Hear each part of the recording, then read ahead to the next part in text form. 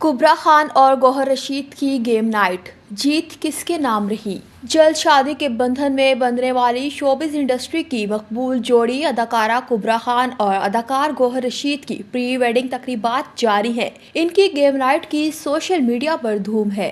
फनकार जोड़ी के दोस्त अहबाब इनकी शादी की खुशी में शादी से कबल मुख्तलिफ तकरीबात का अहतमाम कर रहे हैं।